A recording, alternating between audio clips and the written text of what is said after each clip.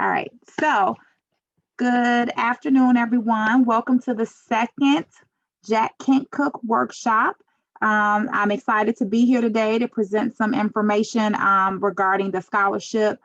This is the second of our series of workshops. We do have 3 workshops, so we have a third workshop coming up next month.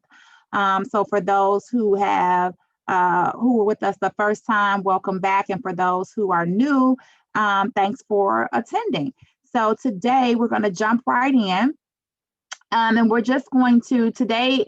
I'm hoping that we can really jump into the application and start the actual application process after the presentation.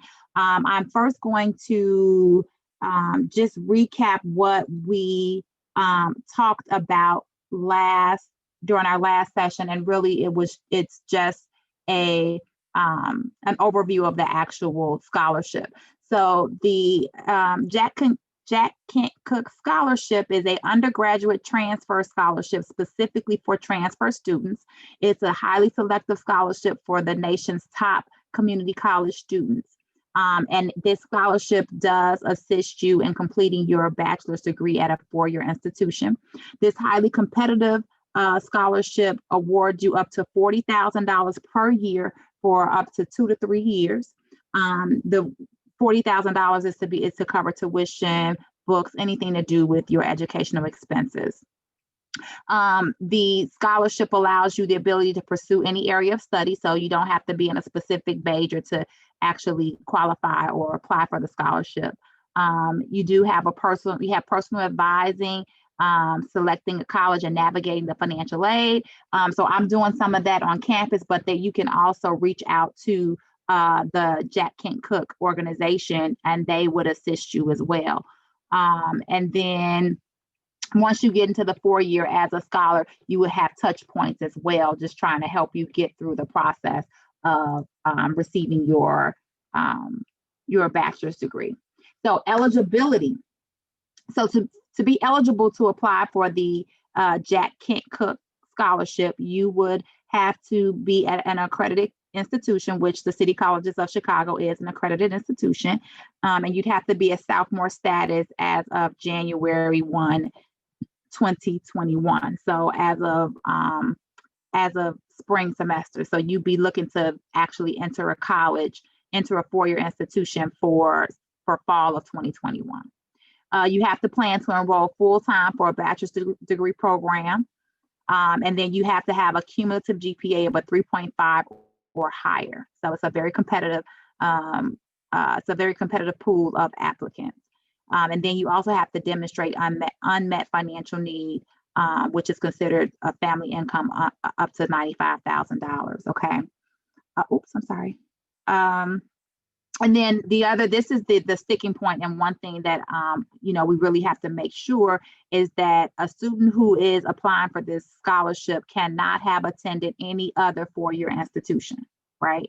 So if you have transcripts from another 4-year institution, no matter if you went but you didn't complete the credits, you didn't pass your classes, if you attended another 4-year institution, you would not be eligible for this scholarship. The application deadline is January 6, 2021 at 11:59 p.m. So before we get into the nuts and bolts of everything, just a little bit of housekeeping. I'm very open. If you have questions, you can put them in the chat, or you can, feel free to unmute your mic, and, you can ask questions as we go along. But really, this is something that we covered our last workshop. But again, if you have any questions, I'm happy to answer that. Now, we do have a third workshop coming up in December 3rd. At the end of our last workshop, our first workshop, there was some homework assignments. We were to start the college comparison worksheet, which if you don't have that, I can get that to you by email. Concentrating on a specific area of that worksheet. So hopefully you guys have kind of done some of this, compared the colleges that you want to go to, and then compiled a list of 3 to 5 schools in which you want to attend. One of the things that we are stressing, or we recommend that students who are applying for this scholarship, that they at least consider selective enrollment institutions. And the reason why we're saying that you want to consider at least 2 selective enrollment or Ivy League schools is because when we look back at scholars who have actually received the scholarships, even through city colleges, there have been Jack Kent Cooke scholars that were awarded the scholarship. One of the things that we found, or actually there were 2 things that we found. Each student belonged to Phi Theta Kappa, which is the honor society. So we are recommending that you get involved with Phi Theta Kappa. And then the other is that a student had either considered or they actually enrolled in a selective enrollment school. So you can choose a number of schools in your application. So we're recommending that at least 2 of those be selective enrollment, and then you make that decision in terms of fit for you. Once you completed your associate degree. But as part of this application, to be competitive, we know that you should at least be involved in Phi Theta Kappa and consider a selective enrollment institutions as your point of entry. Now, to kind of help with that decision, I did give some resources the last time we were here. We gave a list of selective enrollment schools, which I am going to pull that up really quickly. I'm going to share my screen and pull that up really quickly. Again, if you weren't with us during our first workshop, I can get you this information. But this is the foundation does give a list of selective schools. And if we go to the Illinois schools, where'd it go? Hold on one second, sorry. Oh, there we are, Illinois. So these are what are considered selective enrollment schools in Illinois. So I wanted you to consider some of these schools. Roosevelt University is one of them. That's in the city of Chicago. So I mean, some of these are in the city of Chicago. Some of them are downstate. IIT is another school that would be considered. So some of these schools are some of the institutions that you would be considering anyway, but we know that these are highly selective schools, and we want students to consider these in terms of being eligible or being competitive for this degree. So again, I can get that to anyone that would need it.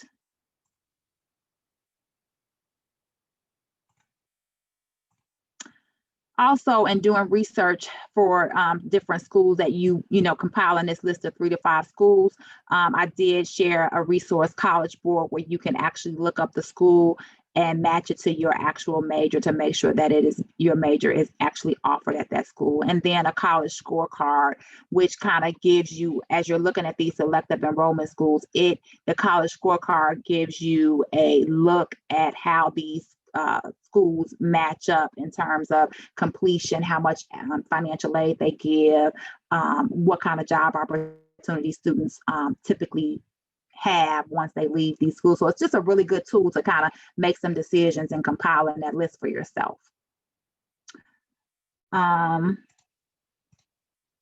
So one of the elements of this application process is writing a personal statement, right? You'll have to kind of say what it is you want or why you think you're a good fit for this scholarship. And, we want to provide you resources so that while you're all wonderful writers, we want to provide you resources so that you can have someone to kind of bounce those ideas off of, to make sure that what you're sending, what you're presenting is indeed what most universities are looking for in terms of those in terms of personal statements. So we have someone from from the Kennedy King College Writing Center. And before I even say that, Edward, just so you know, this was a district-wide initiative, so we may have students from other campuses on the call, but this is the writing. Edward is one of the writing center tutors. So he is going to present some information in regard to personal statements. So I will let you take it over, Edward, and there you go. Do you need to share your screen? I can give you. co-host Yeah, table. if you wouldn't mind, that would be helpful. Okay, I will do that. We can take a second or two to do that. But in the meantime, I'll just go ahead and introduce myself as well. Hi, so as Dr. Williams mentioned, I'm Edward Pretzer. So I am one of the tutors specifically at Kennedy King, but in case anyone on the call also kind of has Harold Washington as their home institution, I also teach there in terms of their speech classes as well. So can you see the slide deck in front of you now? Is the share screen working okay? It is. Perfect. Then we are right and ready to go. But I tend to mention that at the start of these presentations only because you'll hear me kind of referencing both realms in terms of, the composition classes and public speaking classes that you've already gone through, quite likely. And there are a lot of lessons that I think that can translate from those classes quite nicely to some of the work that you'll be expected to do as part of the personal essay. So I'll jump ahead and maybe skip through some of these slides a little bit more, considering that we already know specifically the kind of scholarship opportunity that you're interested in as students. But one thing that I'll start off with is this particular statistic of 10 to 15%. That's 1 in 10. So when we refer to this, we're talking about the rate of acceptance at these kinds of highly selective institutions that Dr. Williams was just talking about. And obviously that can be something that's quite intimidating on the face of it. And we all have also been in your shoes before in this kind of process, applying to some of these institutions as well. But what I always tend to encourage students to think about is how you can turn that on its head, which is to say that you use the personal statement or essay to really show how you see yourself as worthy of, one of these 1 in 10 positions. And we all know, working with students throughout the City Colleges of Chicago network, that you're all that kind of 1 in 10 student. And it's simply knowing the kinds of rules of the game and some of the base expectations in terms of that personal statement. So often I'll have students come in for tutoring sessions wondering, what are some things that they can keep in mind to be successful in the personal statement and make sure that you are kind of showing yourself off as one of those 1 in 10 students. There are 3 things that I tend to tell them that we'll work through briefly as part of the slide deck. One is to make sure you show off your own story, that you're telling some kind of narrative that really demonstrates, some of the challenges and obstacles maybe that you faced and what you've learned from them, or different aspects of yourself that you feel are relevant for someone who's reviewing these different applications to know about yourself. The second is to be aware of your audience and specifically what applicant reviewers may be looking for, which we'll talk about in a little bit. And finally, as we already mentioned at the top of this presentation, being able to rely on the right resources, which can include tutoring. And by the end of our slide deck, I'll show you that how, regardless of your home institution, how you can book an appointment specifically with any of the writing centers that are included in the community colleges of Chicago, or city colleges of Chicago, rather, campuses.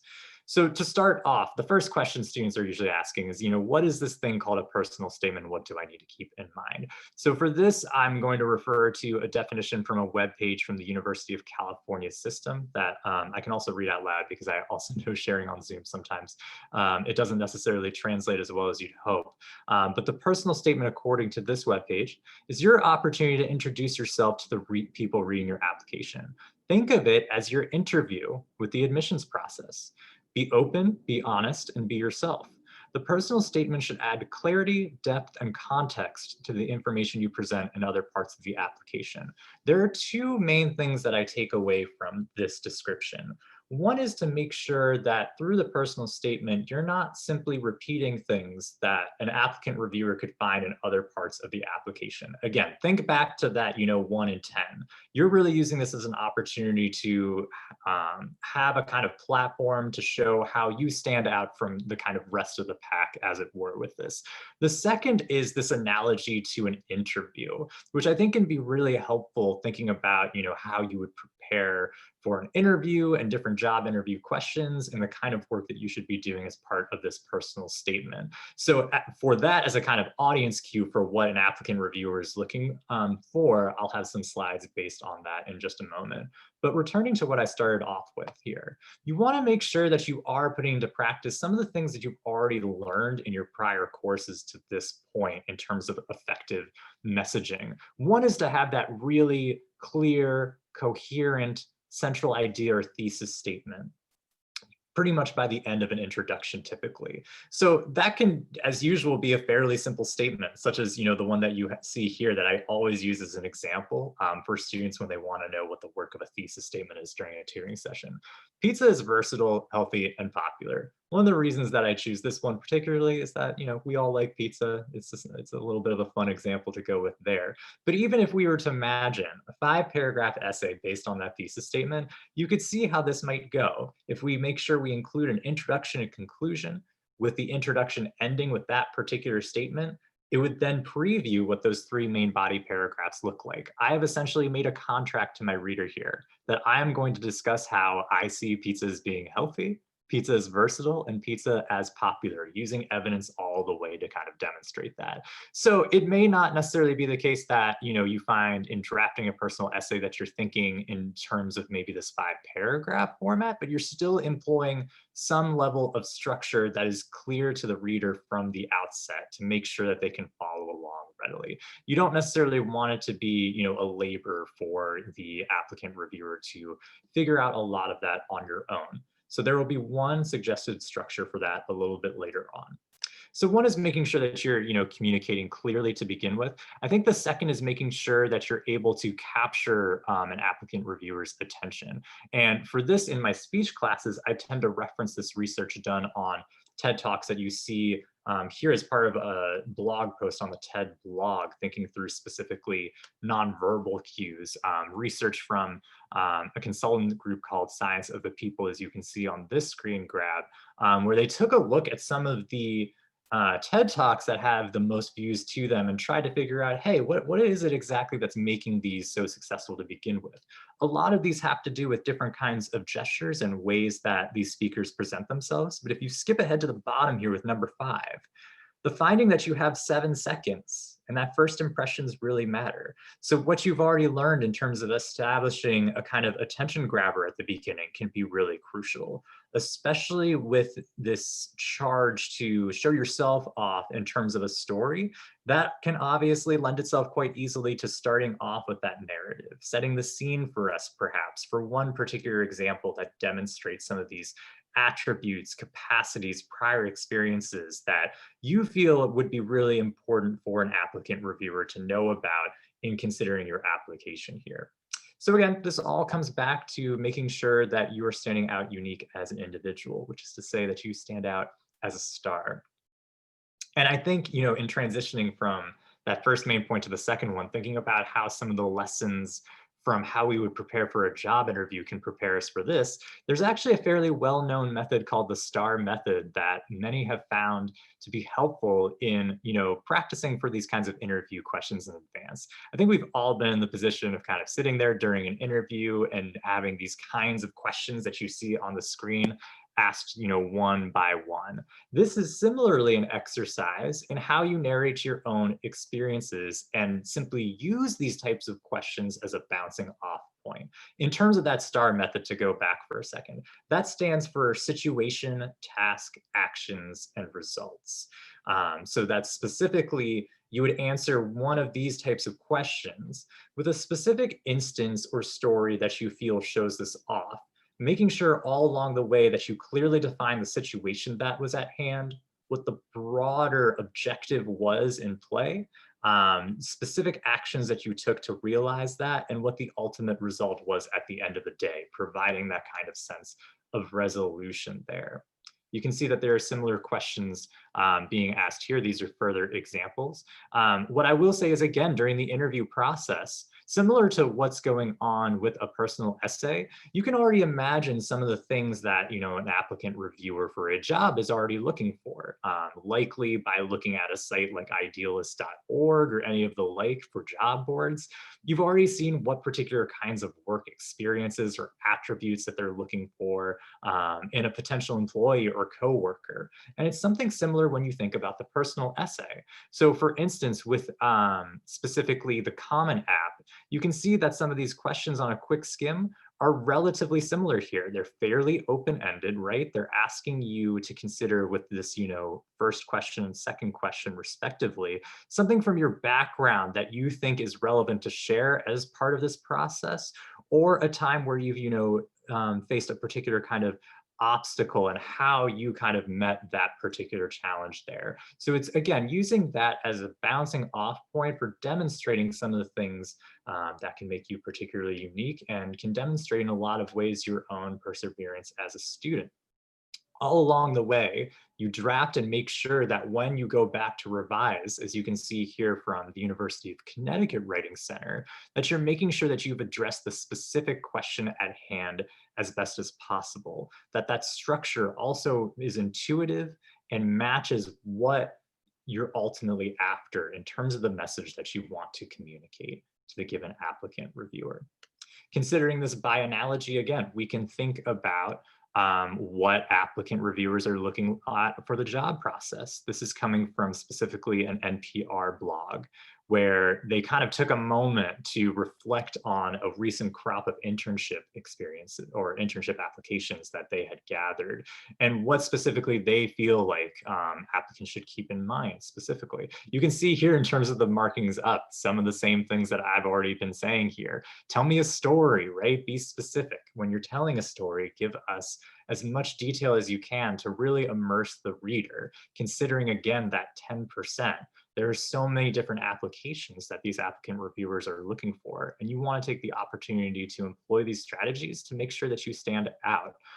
Sometimes this is easier to see by comparison. So this NPR blog actually showed to use two particular examples from recent applicants and use that to kind of say, hey, which one do you think is most effective? So to quickly read these off, the first one, I'm applying for the position of NPR fall intern. I believe that my strong interest in education topics and background in research qualify me for this internship. My undergraduate and postgraduate academic careers have taught me to critically analyze and synthesize large amounts of data quickly. I also have experience conducting research in corporate and office settings. By contrast, the second example. The first time I ever went on live television, I was in Pakistan. By the time I ended up in Pakistan this past January, being on camera wasn't new to me. I had several years of on-camera experience under my belt traveling around the world with an educational travel show for kids. When I lived in Los Angeles, I spent my hard-earned bartending money on TV hosting classes for a year, still showing you those kinds of admirable qualities and life experiences that one might suspect an applicant reviewer is looking for, but isn't necessarily doing so in this kind of standard way that you see up at the top in that first particular example. So always, again, feel the need to be attention grabbing and immersive in the way that you start off this particular essay. Put yourself in the shoes of an applicant reviewer and what they might like to see out of this, considering the kinds of criteria that you're being judged off of for the application writ large. In terms of resources, so there's obviously us as tutors, which I'll get to in a second. I want to remind you that in terms of your composition classes, you've very likely already been introduced to the Purdue online writing lab website, where in fact a lot of this information comes from that I've shared in terms of cover letters, and can also help you out just in terms of if you need a little bit of a brush up on sentence mechanics, grammar, and usage in order to make sure that your writing is as clean and crisp as possible, because that is another level of these personal essays that you want to make sure is as sound as possible. Not just the structure and the organization, but at the actual level of sentences and what you're communicating there.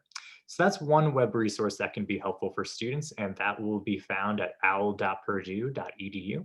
Though honestly, if you just Google for Purdue OWL, you will likely be directed right to that website.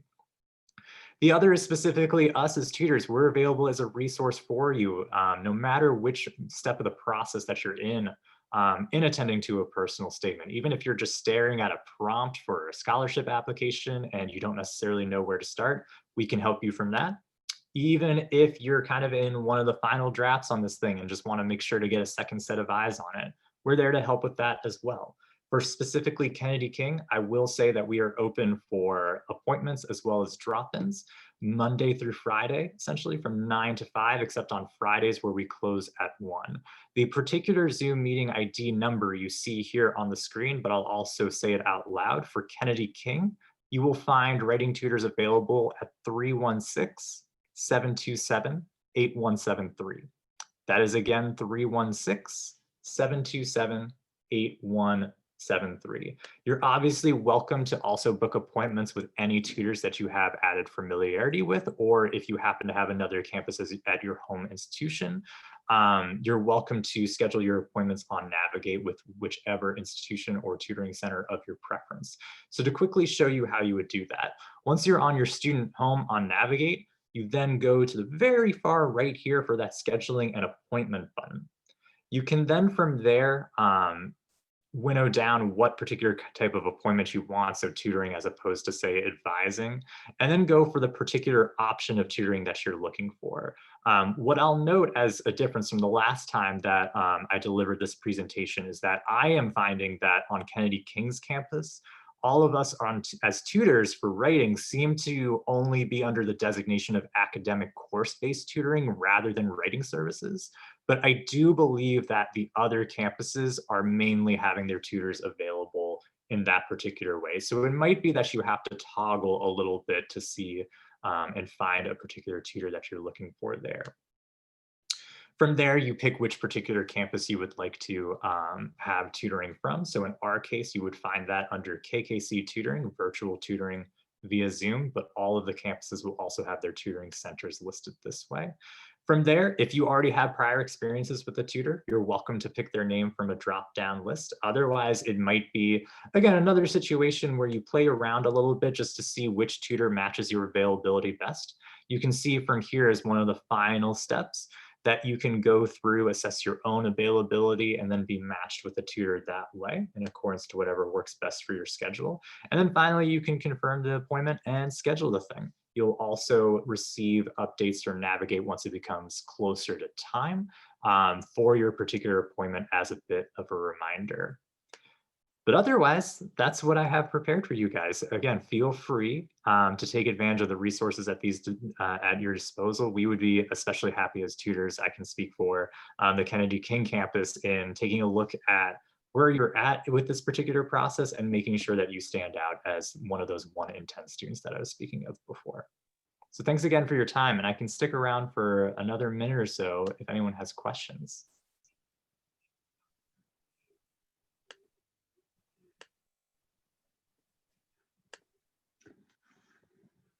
Thank you, Edward. I'm sorry, go ahead.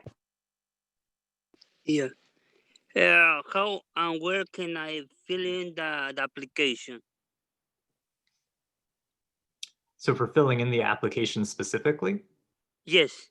So are you referencing in terms of scheduling the appointment or something more specific for this particular scholarship opportunity? Yes.